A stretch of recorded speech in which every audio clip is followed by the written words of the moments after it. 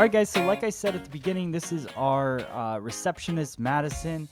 So we're going to give her a haircut. She hasn't had a haircut in a really long time. She just started with us a couple months ago, so she's been holding out, waiting for a new cut. So what I did was I shampooed her first. Now, the thing I noticed about Madison's hair right away is because she doesn't cut it very often, the ends are they were very frayed and weak. So what I want to do is put some strength into it. So I'm going to section off the haircut. And what I'm doing is creating a horseshoe section on the top. I really want to separate the top and the bottom for this cut. And then I'm going to separate just the midpoint. So right behind the ear, we're going to split that so that we are just sectioning off the front and the back and the top and the bottom of the head. So to create my sectioning, I'm using my YS Park 339 comb. The thing I love about this comb is it has that tooth in the very front that allows for easier partings and sectioning. So it keeps everything nice and clean. It's got nice tight teeth and then a little bit wider teeth on one end. So it's a very versatile comb. I use it in pretty much every cut as a standard, and then I branch off to other combs from there. So then right down center back, create my next parting, and then I go from the occipital bone right to behind the ear, slight diagonal forward, but not too far stretched forward, and just separate that point from the occipital bone to the low crown area and split that in half. What this is going to do is allow me to cut into the base of the hair, and where I talked about, you can see how that's kind of broken and weak. I'm also going to be using a cutting tool.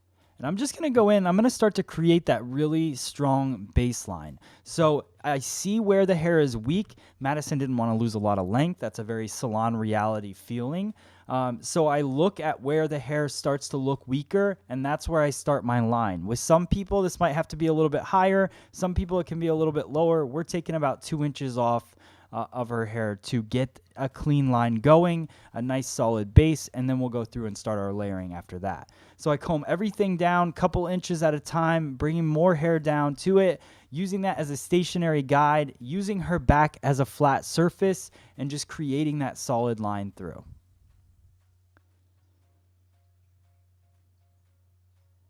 The thing I like about using a cutting stool, we got our cutting stool at minervabeauty.com.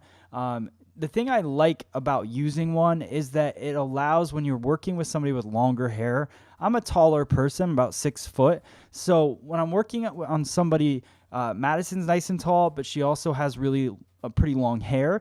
So if I were to try to work without using a stool, I'd have to be bending my back quite a bit, and I'd be very uncomfortable. And like we talked about in past videos, the more uncomfortable you are, the more inconsistent your haircut will be. So I want to stay nice and comfortable. This is my favorite part right here. This is where we're going to start to add in the layering in the very back portion. So we go from basically the occipital bone up to the crown area, and I'm going to over direct it up. Now, a lot of people, when I did this on the mannequin before, they were like, this would be weird and uncomfortable if I had a guest sitting in a chair. Well, you can see right here that I take the hair, I bend Madison's head down. So it's actually a really comfortable position to create that layering, and you're doing condensed cutting, so it's allowing you a lot of freedom and quick technique. So in the salon, we talk about time being money and all of that and bringing value to what you're doing. So if I over direct that entire panel up and cut it, it's going to give me nice uniform layers and in a quick result. So now the other thing that I'm going to do, and this is a little bit of a change from what we did on the mannequin. So if you watch vlog number 97, you'll see me do this cut on a mannequin. I don't over direct the hair forward like this, but what I'm doing with Madison is I'm creating a little bit more of a face frame, which I think will flatter her face a little bit more. So you have somebody that I'm not trying to create too much separation in the face frame. I want it to wrap right underneath, about 4 inches underneath her chin, and just kind of have it nice and soft there. So now we're going to work through the top. I create a horizontal section across. I grab a piece from the edge. You can see that little piece that I've left out there. That's going to be my guideline from the face frame. With Madison, I didn't want to create a short bang because she didn't want short bangs. So I go a little bit longer with the technique, which totally works. And I go through and I over direct the hair down, twist it, and give it a cut. That twist, what that does is it over directs the hair on both sides, so it gives it kind of a U shape in the very front, which is a really nice soft feeling to the layering. Now, as I move through the back U section, I do a little bit heavier or not heavier, but higher elevation, and that higher elevation is going to remove a little bit extra weight. So as I move back on her head shape, I give it a little bit higher elevation as I work through it, gives me a lighter feeling. So here's the last section. You'll notice I don't grab the entire thing all together, just a little bit at a time, use a little bit from my guide, over direct it forward, and there we go. There is our technique. You can see the layering. So I'm going through with the brush. What I want to do is use my Ergo paddle brush to just kind of pass through the hair.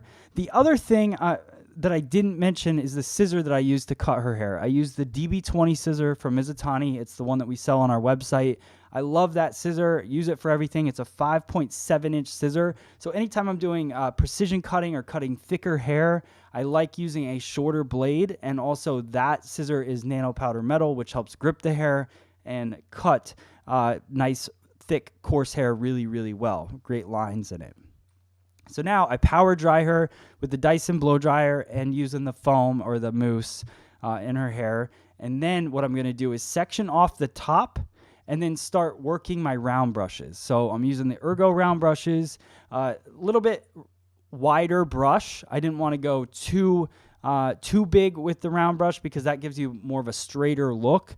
And I didn't want to go too small because I didn't want to create too much wave and curl in it yet. So this is the Joico thermal protectant they also sent me. And so I spray that in because I'm about 90% dry on the hair. And then as I go through it, I'm going to have that little bit of added protection in there. So there's my brush. You can see it's not a super wide round brush. I just want to get some volume and also polish the cuticle of the hair down. So I go through there over and over again. You're going to see me working that brush. That's what gives it that shine you could see. So it makes your hair look nice and healthy, gives it that shine. And then I'm going to go through with an iron actually at the very end. So just kicking up that volume, my brush is always elevating. If you think about hair cutting, you elevate the hair. It gives it a nice light layered feel. It's the same with blow drying. The more you elevate it, the higher the volume is going to be, the more light feel it's going to have towards the ends.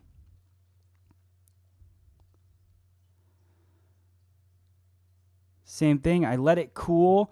I think a lot of people just quickly would take their brush out. You got to let it cool down a bit, and then I kind of unwrap the brush so that I don't pull that curl out of there or that wave that I've put in there. I even went back through in this section and did it again because I felt like it just didn't quite have that polish on it that I wanted. So you never want to skimp on something, just go back in there and rework it. So last little bit on the side. You'll notice everything's kind of coming off of the face. So my thought was if I work the blow dryer and work the brush off of the face, it'll open everything up. So now we move into the last section of the blow dry, which is that U-shaped section. What I'm going to do is split that basically in half. And as I work through the top, the very first half of this section is going to be blown dry back towards me, towards the back of the head. And then the front part is going to be blown dry forward towards the face to give it maximum volume right in the very front. But in the back, I didn't need all that volume. Madison's already got a high density of hair. She's got a lot of hair. So I wasn't worried about it not having the volume or the fullness. But I did want to make sure that I was still lifting that brush nice and high, working, polishing from the base to the mid shaft to the ends and getting the look exactly the way I want it. But I didn't need to get too much volume. Now, if they had finer fabric of hair, I might have rolled the entire top section forward, which would have given me maximum volume. But like I said, with Madison's hair, it's pretty good to go as long as you're giving it a little bit of that elevation throughout the blow dry. The other thing I definitely, it's the elephant in the room. I am using the Dyson blow dryer. Those of you that follow me know my stance on it. I definitely like the blow dryer. It is something that I use in the salon now.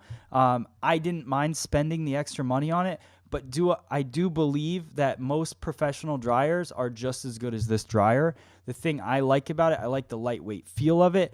I like anything that's new technology, so I didn't mind spending money on that, but I pretty much feel that you're paying for the new technology with that blow dryer. I don't think it's necessarily that it's going to blow dry your hair so much better than a professional dryer. I do strongly feel that you should not go cheap on a blow dryer though. Don't just run and grab a $20 blow dryer. Make sure that it has key benefits for your hair. It's ionic and different things, that it's not just blow drying your hair with extreme heat. It's blow drying your hair with more modern technologies. So just make sure, a key thing to know is if you're spending between $60 to $200 on a blow dryer, you're going to be pretty good to go and safe in that regard. So last little bit, like I said, I'm blow drying everything forward, wrapping it towards the face instead of away from the face. What that's going to do is give me that maximum volume in there, and I wanted to really pop it up in the fringe area. We did cut some of that face framing around,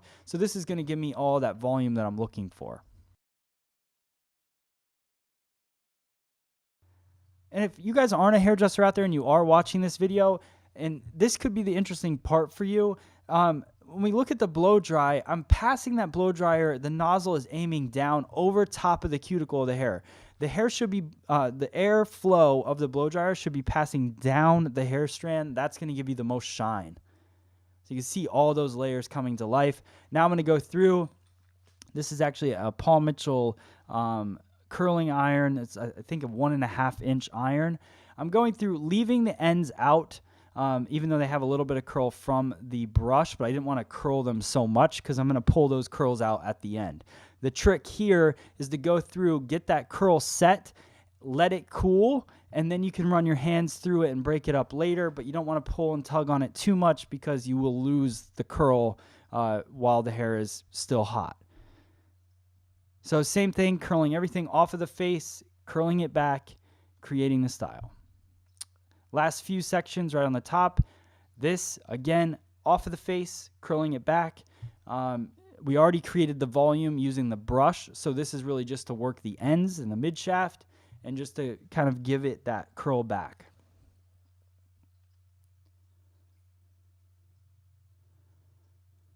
Each section I'm taking, I'm kind of laying it on top of the other, so it just gets it out of the way, but you're not clipping it. Anytime you add a clip to the hair, you start to bend it. So I just want to allow the hair to do its thing, or cool down the way it's supposed to cool down, and you'll get a better result.